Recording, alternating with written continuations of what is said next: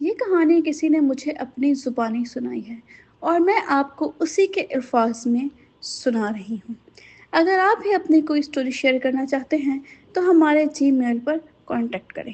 چلے آئیں شروع کرتے ہیں۔ میں ایک چھوٹا سا گاؤں کا رہنے والا ہوں۔ میرا نام آپ کو لینا ضروری نہیں کیونکہ یہ بات نام سے زیادہ کہانی سے سمجھ آ جائے گی۔ ہمارا گاؤں ویسے تو سکون بھرا تھا، کھیت، محنتی لوگ، شام کو آنگن میں چائے اور ہر کسی کا دوسرے کا حال چال لینا۔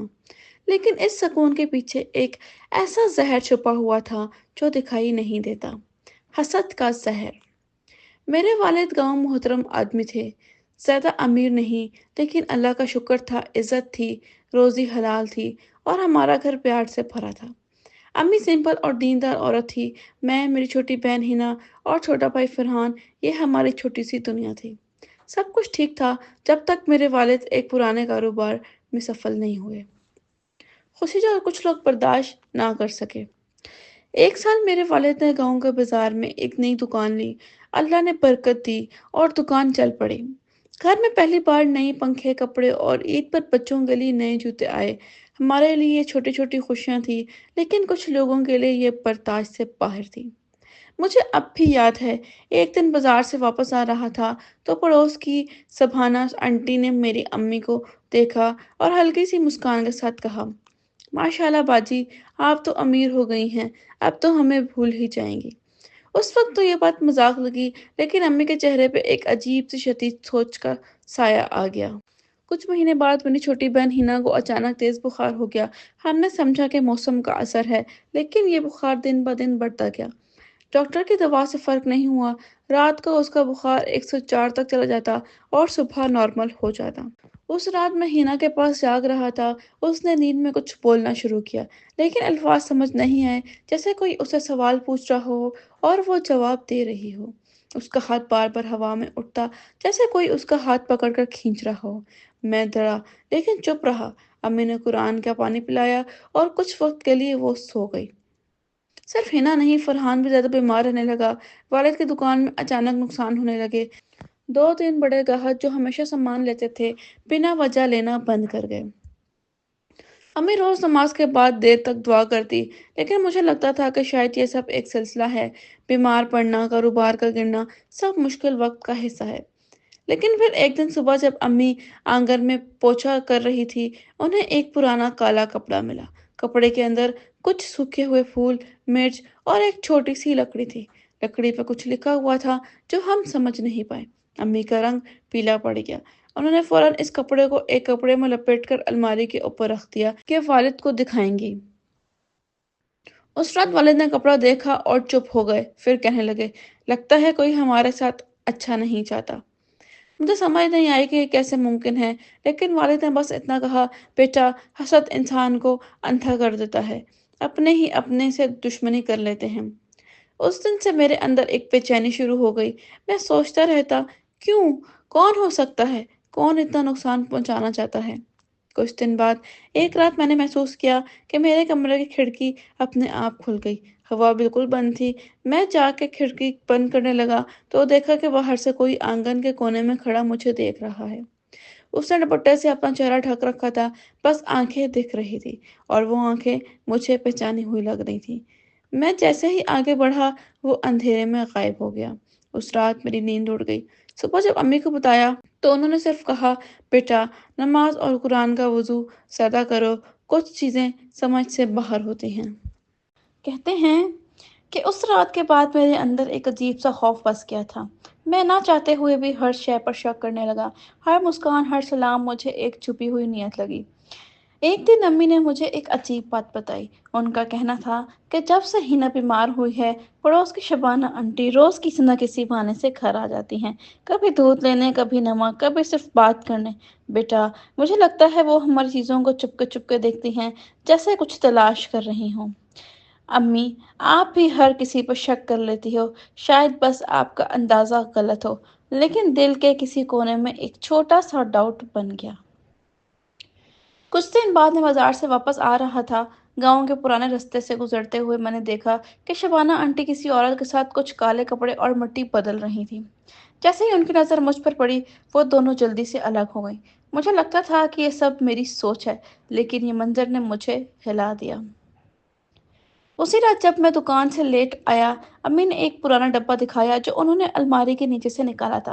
ڈبہ پوری طرح سے بند تھا، لیکن اندر سے ایک گندی سی اسمیل آ رہی تھی۔ جب کھولا تو اندر ایک چٹھی ملی جس پر لکھا تھا، جو چاہتا ہے وہ مل جائے، جو نہیں چاہتا وہ بکھر جائے۔ اس چٹھی کے ساتھ ایک چھوٹی تصویر تھی، میری امی کی تصویر، اس پر کالی سیاہی سے کراس بنایا ہوا تھا۔ ہنا کا چہرہ دن بہ دن پیلا پڑتا جا رہا تھا۔ اس کی آنکھوں کے نیچے گہرے حلقے آ گئے۔ رات کو وہ نیند میں اٹھ کر آنگن میں جا بیٹھی۔ ایک دن میں نے اسے رات کے 2 بجے آنگن کے کونے میں زمین کھودتے دیکھا۔ ہاتھ میں چھری تھی اور وہ زمین میں کچھ ڈال رہی تھی۔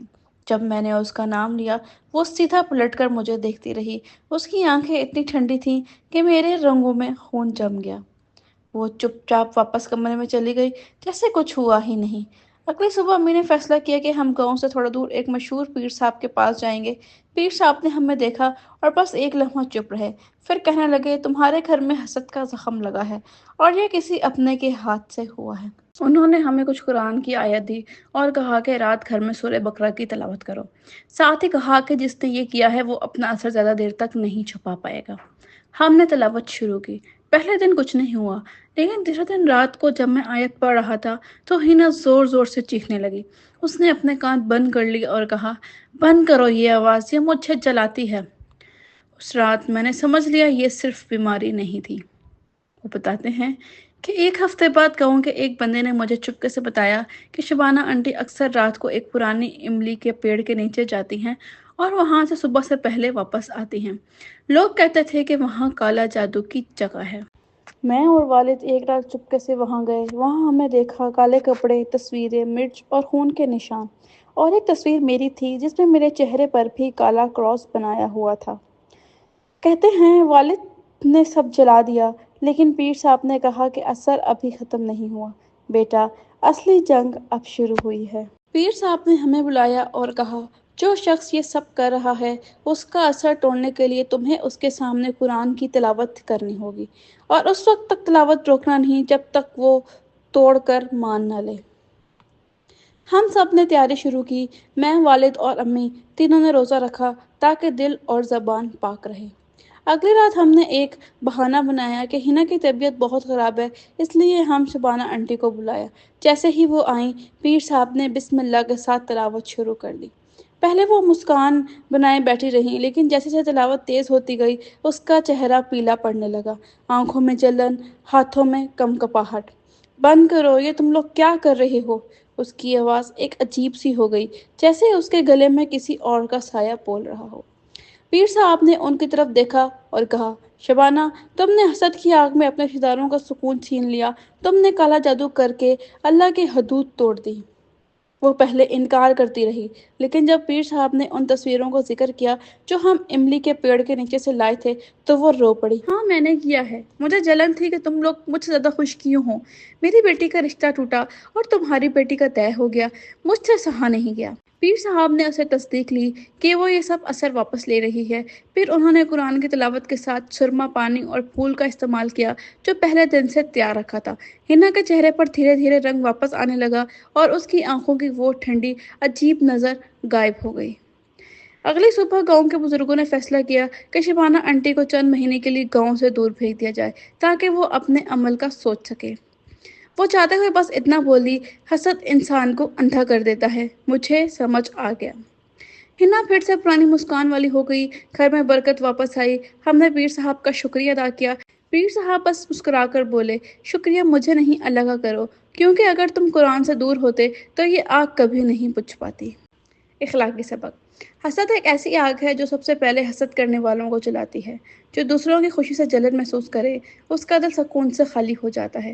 کالا جادو اور دوسرے نقصان پہنچانے والے عمل صرف دنیا میں ذلیل نہیں کرتے بلکہ آخرت میں بھی سخت عذاب کا سبب بنتے ہیں۔ ہمیشہ دوسروں کی خوشی میں خوشی محسوس کرو، کیونکہ اللہ کی رضا اسی میں ہے کہ تم اپنے دل کو نفرت سے صاف رکھو۔